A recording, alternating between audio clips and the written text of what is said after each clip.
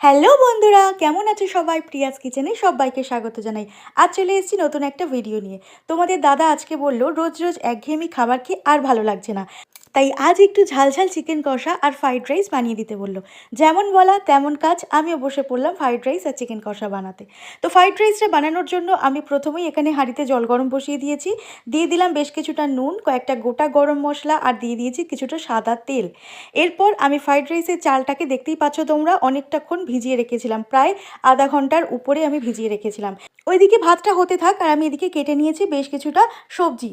Fried rice করতে যা যা লাগে, যেমন কিছুটা ক্যাপসিকাম, কিছুটা গাজর আর কিছুটা বিনস আমি কেটে নিয়েছি।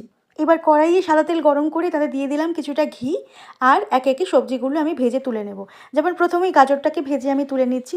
গাজরটা ভাজা হয়ে গেলে আমি ক্যাপসিকাম আর বিনসটাকেও কিন্তু ভালো করে ভেজে নেব। আর এই ভাজার সময় আমি একটু নুন দিয়ে ভেজে নেব সবজিগুলোকে। তো গাজরটা ভাজা আমার হয়ে গেছে, এবারে কিন্তু বিম আর ক্যাপসিকামটাও আমি ভেজে নেব একইভাবে। তো এরপর কিছুটা কাজু কিশমিশ আমি ভেজে নিয়েছিলাম, যেটা আমি দেখাতে পারিনি। ওইদিকে ভাজতে ভাজতে আমার কিন্তু ভাতটাও রেডি হয়ে গেছে। ভাতটাকে আমি একেবারে ফ্যান ঝেড়ে ফেলেছি। তো এই পর্যায়ে গরম গরমভাবেই কিন্তু আমাকে ফ্রাইড রাইসটা বানিয়ে নিতে হবে, কারণ এই গরম থাকলে চিনিটাও গলতে কিন্তু সুবিধা হয়। তো দেখতেই পাচ্ছ তোমরা, আমি প্রথমে কিছুটা ভাত নিয়ে নিয়েছি, গরম ভাত, তাতে দিয়ে দিলাম কিছুটা চিনি আর দিয়ে দেবো কিছুটা নুন। কারণ ভাতে নুন দিয়েছিলাম, নুনটা একটু কম হয়েছে, তাই আমি আরও কিছুটা নুন দিয়ে দিলাম। তো উপর থেকে আবারও আমি কিছুটা ভাত দিয়ে দেবো আর দিয়ে দেবো ভেজে রাখা সবজিগুলো।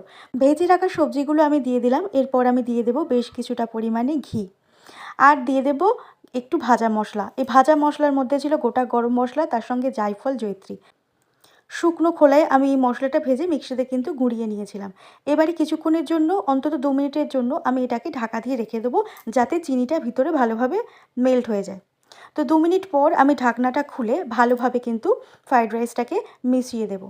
অর্থাৎ সমস্ত সবজিগুলো, ঘি, মশলা যাতে সুন্দরভাবে মিক্সড হয়ে যায়, তার জন্য আলতু হাতে আমি খুন্তি দিয়ে নাড়াচাড়া করে নেব।